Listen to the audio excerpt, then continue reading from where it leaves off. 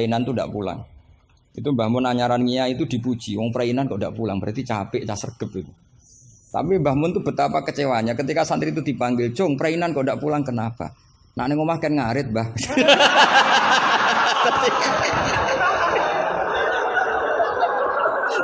Jadi artinya Mbah Mun tuh kecewa karena khusnudzannya itu enggak tembus gitu. Nah, bisa saja sampai meneruskan Mahat Ali itu bukan karena nyari ilmu. Neng omah wopo gitu. Jadi khusnudzon itu ya kalau keterusan itu ya jadi goblok gitu. Saya enggak tahu, coba niat kamu Mahat Ali itu nyari ilmu apa daripada di rumah enggak jelas. Enggak usah dijawab itu sudah kita. Enggak usah dijawab. Ya wala tangkihul musyrikati hatta yu'min. Terus wala amatum mu'minatun khairum min musyrikati walau ajabatkum.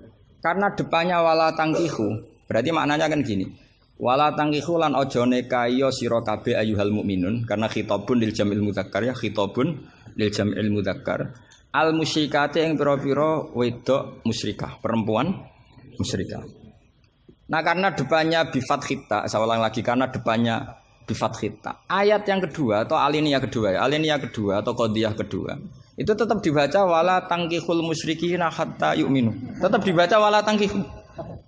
Itu sehingga orang Arabia enggak hafal Quran tapi dia malakah bil Arabia. Saya ulang lagi, dia ada ahli Quran tapi malakah bil Arabia karena dia dzauqus salim, al-urbul khulsu, dia orang Arab asli yang belum tercampuri oleh mu'arrab, oleh Arab-Arab palsu.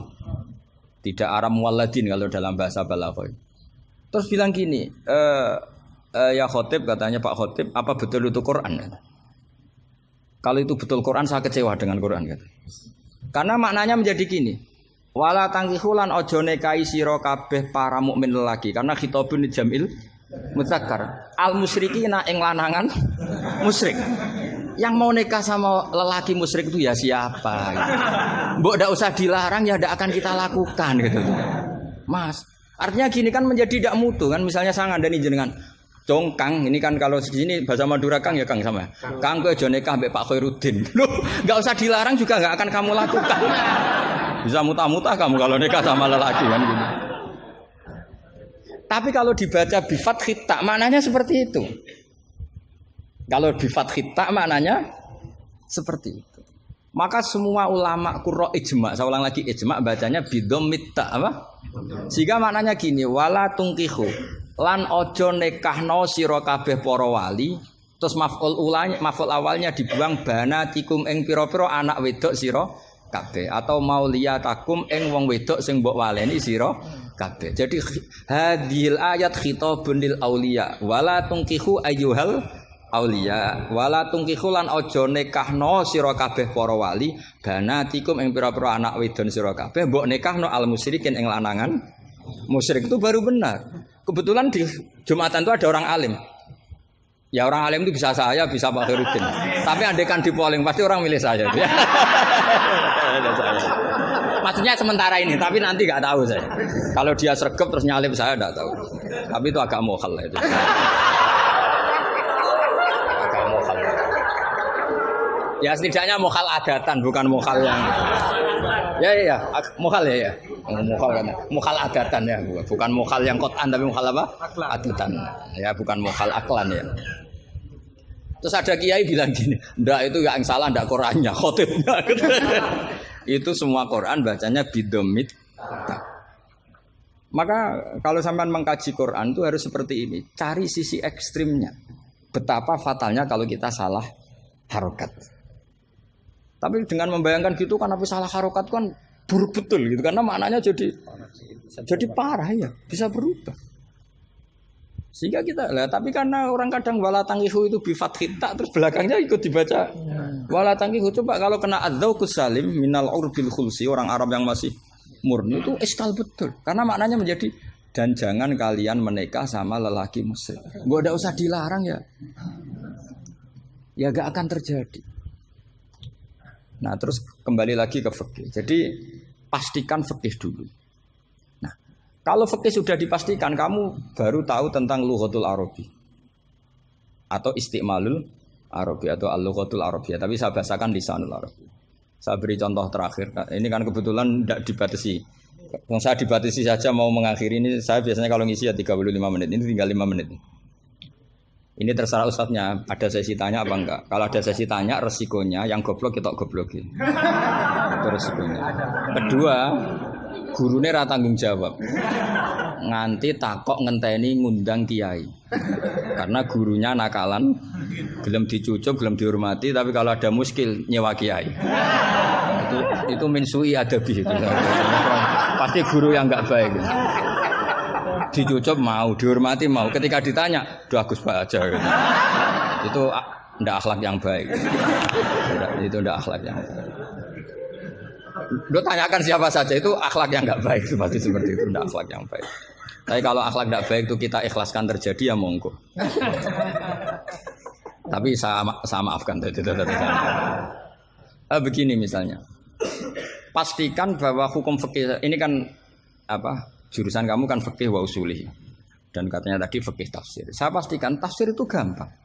Pastikan kamu tuh alim fikih. Ya tadi minimal tuh setengah hafal ya. Enggak harus hafal betul, enggak mungkin. Nah, potongan sampai itu enggak mungkin. Setengah saja. Ini bukan suudzon, bukan suul yakin. Bukan suul yakin. Kalau suudzon masih baik ya. Suul yakin. Loh sama enggak usah tersinggung, biasa aja. Wong saya hanya ngomong, hati saya tetap husnudzon. Bedanya ulama sama enggak gitu. Ulama itu rileks tapi hatinya salimal qalbi, salimas sarirah. Kalau orang munafik lisannya bagus tapi hatinya jelek. Jadi kalau saya lisannya bagus, terlalu bagus malah bahaya. Karena khasnya orang munafik tuh lisannya bagus. Wah, saya ngawur itu masih ada ilmunya.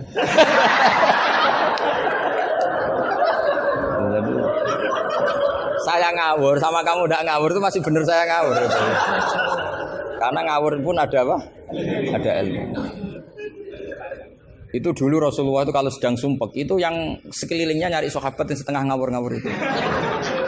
Karena Abu Bakar itu terlalu sopan untuk bisa bikin Rasulullah tertawa. Umar ya gitu. Makanya ketika Rasulullah sumpek itu hazin itu kelihatan suya karena yang dipikir banyak tentu Rasulullah termasuk mikir sampean.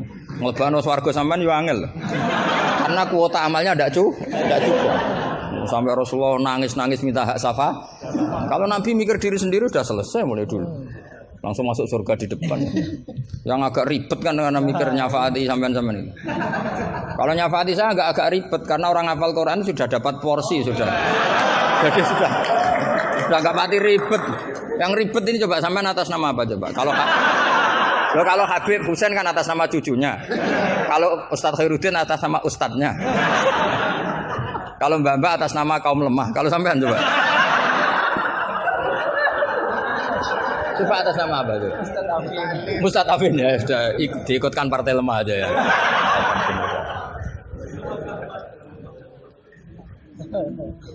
Saya teruskan ya. Pastikan hukum itu secara fikih. Apa? Kalau secara fikih kamu sudah hafal, nanti menakwil Quran, takwil itu bisa maknanya tafsir, bisa maknanya tahmil. Nanti saya jelaskan. Itu pasti gampang. Misalnya begini. Muharramatun nikah itu ada berapa coba? Kan ada 7 yang bin nasab. Ya muharramat itu kan ada 3 sebenarnya. Muharramat bin nasab jumlahnya berapa? 7. Ada muharramat birodok jumlahnya juga 7. Ada muharramat bil musaharah karena bisanan. Ya karena apa? Terus yang terakhir ada haram min khaisul jam'u tapi tidak min khaisun nikah. Ya haram min khaisul jam'u tapi tidak haram min khaisun nikah. Kayak kamu nikah mbaknya otomatis nggak boleh nikahi adiknya selagi masih sah dengan mbaknya. Makanya nunggu mbaknya mati jadi urutannya. Itu kalau mbaknya mati betul nggak tahu saya itu. Semoga nggak karena apa-apa takdir. Tapi kalau adiknya cantik mbaknya jelek kok mati dulu. Itu kasat reserse bisa nyelidiki itu. Ya itu ya kita pastikan begitu dulu. Ya itu pastikan. Sehingga kamu hafal muharramat bin nasab kalau menurut bahasa Arab itu ada 7. Yaitu siapa? Ummahatukum khurimat alaikum ummahatukum wa banatukum wa akhwatukum wa ammatukum wa kholatukum wa banatul akhi. Jadi kalau orang Arab bilang itu 7, tapi kalau orang Jawa cukup 4, apa? 4 karena orang Jawa hanya ngitung ibu, putri, Saudara bulik hanya 4. Karena orang Jawa bulik dari bapak atau ibu namanya juga bulik. Kalau orang Arab bilang dari bapak ammah, dari ibu khola, maka menjadi 5. Orang Jawa hanya bilang keponakan, apa?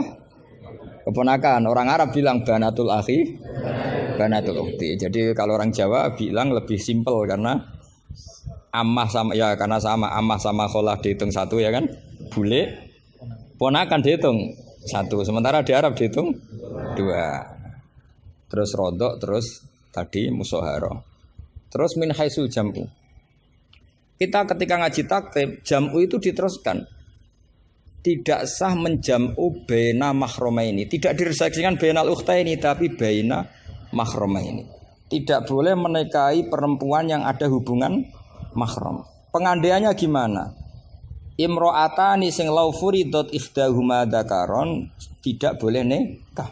Jadi yang dikatakan 2 mahram apa? 2 perempuan yang andekan salah satunya lelaki tetap haram nikah. Berarti misalnya apa? Mbak sama adik, andekan salah satu lelaki kan enggak boleh nikah. Keponakan sama bule, andekan sang satu lelaki kan enggak boleh nikah. Perempuan dengan mbahnya, andekan salah satu lelaki kan enggak boleh nikah. Nah, tapi Quran hanya ngendikan wa antasma'u bainal ukhtaini illa ma qad salaf. Tidak boleh mengumpulkan 2 saudara. Andai kan Anda terjebak tekstualistik, maka Anda hanya mengharamkan jam'u bainal ukhtain. Dan itu bahaya betul secara fikih, kriminal besar. Karena kamu berarti menghalalkan orang menikahi perempuan berbarengan dengan bulenya. Kadang kan bulenya juga masih cantik. Ya, atau misalnya yang kamu nikahi umur 17, 18, bulenya umur 30. Terus cantik bulenya. Terus bulenya sekalian gitu. Atau nikahi bulenya terus ponakannya cantik. Kalau sama banyak kayak enggak ya.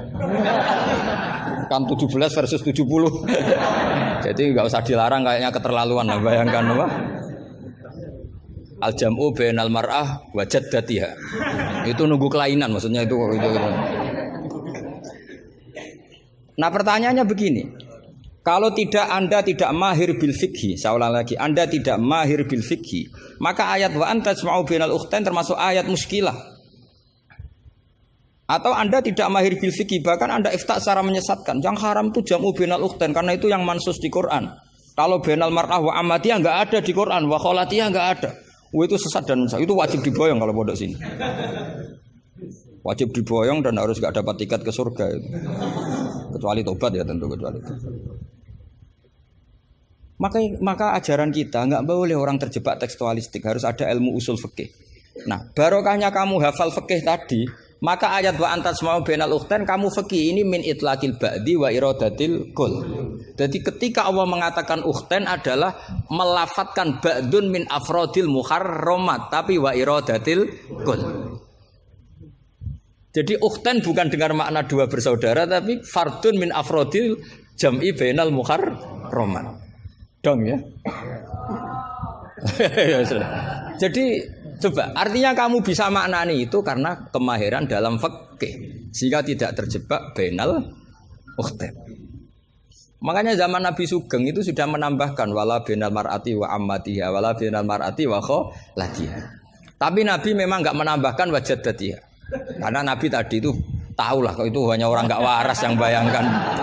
Kan enggak usah dilarang juga pasti orang enggak akan melakukan itu. Kan misalnya yang kamu nikah kan rata-rata umur 20, mbahnya umur berapa coba? Ya sudah 70 kan.